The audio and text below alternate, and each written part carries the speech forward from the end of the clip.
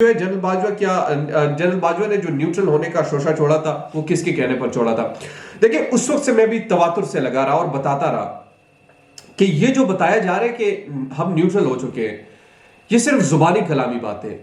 जुबानी कलामी बातों में मैं बहुत कुछ कह सकता हूं, लेकिन मेरे अंदर मेरे किरदार से वो चीज झलकती ना हो ना, तो वो फजूल सी लगती है। तो ये प्रेस कॉन्फ्रेंस में बताना, ये बार बार बताना कि हम न्यूट्रल हो चुके हैं, साफियों के जरिए से बताना कि हम न्यूट्रल हो चुके हैं, हमारा सियासत में कोई लेना देना नहीं। सबसे बड़ी बात तो ये कि जब आपने ये शोशा ही छोड़ दिया, तो सबसे पहले उस सियासत में मुदाखलत तो वो चीज तस्वर की जाएगी। अब आपने कह दिया कि हम न्यूट्रल हैं, उसके बाद के वाकयात में गिनवाना शुरू कर दूं तो आपकी न्यूट्रलिटी कहां पर जाएगी, यहां पर यह सवाल उठता है। तो ये जो शोशा छोड़ा गया था, बुनियादी तौर पर जो नजम सेठी की पहली बात मैंने आपको बताई कि उन्होंने नजम सेठी ने कहा कि नवाज शरीफ के लिए जनरल बाजवा ने रास्ता खोला। इसे रास्ता खोलने के लिए जनरल बाजवा ने न्यूट्रल होने का शोशा भी छोड़ दिया था कि जनाब अब तो हम न्यूट्रल हो चुके हैं, अब हमारा सियासत से कोई लेना देना नहीं है। एक तरफ वो न्यूट्रल थे और इस न्यूट्रलिटी में नवाज शरीफ के लिए रास्ता खोलना था। यानी आप इस दिमाग को देखिए, ये समझ रहे थे कि कौन बेवकूफ है, भेड़ बकरियां हैं, कि ये कुछ समझती नहीं है, हम बस जो कुछ करते रहेंगे अपनी मर्जी अपनी मंशा के मुताबिक करते रहेंगे, हमारी नजर में तो कोई ऐसी चीजें है नहीं, हम तो बस अपनी तरफ से हम जिस तरीके से जो भी कुछ करते रहे तो हम वो कर सकते हैं। बहरहाल जो ये शोशा जोड़ा गया था, इस शोशा का क्या फायदा हुआ? फायदा ये हुआ कि अपने आप को भी जलील कर दिया।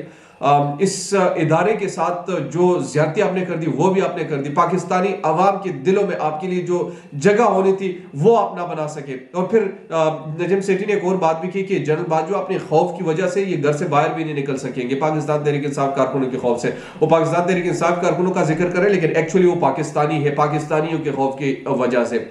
तो आपने जब अपनी अना के लिए, अपनी तस्कीन के लिए कुछ फैसले करने होते हैं तो वो फैसले फिर आपका पीछा करती है। वो फैसले आपके लिए एक सियाह दौर का एक आगाज भी होता है। यानी अब ये इनका सियाह दौर ही है ना, अब आप बाहर नहीं निकल सकते, अब आप कुछ कर नहीं सकते। आपने इतने ब्लंडर्स किए, इतने ब्लंडर्स किए, इतने ब्लंडर्स किए, आपको पता था कि मैं मिस्टेक पर हूं, मैं गलती पर हूं, मैं गलत साइड पर हूं, मैंने पाकिस्तान के अवाम के दिलों के साथ छेड़छाड़ की है। इसको ठीक करने के बजाय आप अपनी जिद पर अड़े रहे, आप अपने अना के साथ चलते रहे। और फिर जब अना के साथ कोई चलता है, अपनी जिद पर कोई अड़ता है, तो फिर इनके साथ यही होता है। मुझे खुदा की कसम कोई खुशी नहीं कि आपके हवाले से मैं इस तरह की गुफ्तगू करूं, लेकिन चूंकि रियलिटी है, आपने पाकिस्तानी अवाम के साथ इस बुनियाद पर धोखा किया कि आप न्यूट्रल थे। आपने पाकिस्तानी अवाम के साथ इस बुनियाद पर धोखा किया कि आपने क्या कुछ नहीं कहा, लेकिन उसके बाद क्या कुछ होता रहा है। तो लिहाजा जो न्यूट्रल होने का शोशा छोड़ा गया था, बुनियादी तौर पर नजम सेठी का यह कहना है कि जनरल बाजवा ने ये सिर्फ और सिर्फ नवाज शरीफ के लिए रास्ता खोलने के लिए ये तमाम चीजें किए और रास्ता उनके लिए खोल दिया। बुनियादी तौर पर वही उनका करना था और वो कर दिया उन्होंने।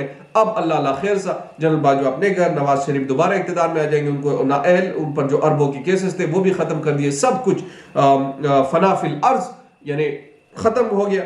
अब एक नई शुरुआत, और वो नई शुरुआत क्या होगी? वो नई शुरुआत ये होगी कि इनको दोबारा इक़्तिदार में लाने के, लेकिन पाकिस्तानी अवाम भी अब समझ चुकी है और पाकिस्तानी अवाम से आप न ज्यादा बेहतर जानते हैं। अब आप चाहे जितनी दांदी करें, चाहे जितनी आप कोशिश करें, मेरे ख्याल में अब उसमें आप कामयाब नहीं हो सकेंगे। पाकिस्तानी अवाम जो है, एक बात याद रखिएगा, आप हर उरूज को एक ज़वाल ज़रूर होता है। 75 सालों से पाकिस्तान पर जिस तरीके से राज किया गया, जिस तरीके से लोगों के गलों को नोचा गया, जिस तरीके से लोगों पर जुल्म किया गया, जिस तरीके से बर्बरियत का निशाना बनाया गया, जिस तरीके से यहाँ पर लोगों को गायब किया गया, हर उरूज को एक ज़वाल ज़रूर आता है और वो ज़वाल हम देख रहे हैं। जब भी कभी इंसान मरता है तो आखिरी सांसें कहते हैं बड़ी मुश्किल होती है, और वो सांसें इतनी मुश्किल होती है कि इंसान जो है, अगर उस वक्त उनके सामने कोई ऐसी बात भी ना करे कि कलमा पढ़े, क्योंकि बुनियादी तौर पर वो इनकार भी कर सकता है अपनी तकलीफ की वजह से। तो ये जो आखिरी लम्हात होते हैं ये बड़े तकलीफ दह होते हैं। ये आखिरी जो पड़पड़ाहट होती है ये बड़ी तकलीफ दह होती है, और ये हर चीज़ पर आप अप्लाई कर सकते हैं। मैंने जिस तरह कहा, हर उरूज को एक ज़वाल होता है, उरूज उन्होंने गुजार लिया, ज़वाल है, आखिरी फड़फड़े हैं, ये करेंगे, ये मारेंगे, ये धमकाएंगे, ये डराएंगे, ये खौफ की कैफियत को पैदा करेंगे, मगर आखिर में जाकर इन्हीं को शिकस्त होगी, इन्हीं को ही ये तस्लीम करना पड़ेगा कि सुपीरियर वो नहीं, पाकिस्तान की अवाम है, पाकिस्तान के अवाम के साथ जो रिश्ता है वो निभाना जरूरी है। अब नई क़यादत है, नई क़यादत को ये सोचना होगा कि पाकिस्तान को किस तरफ वो लेकर चलना चाहते हैं। नई क़यादत को ये देखना होगा कि पाकिस्तान को वो किस तरफ लेकर जाना चाहते हैं।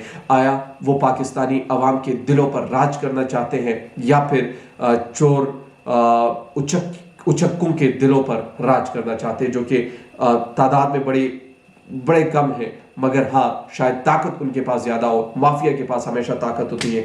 तो ये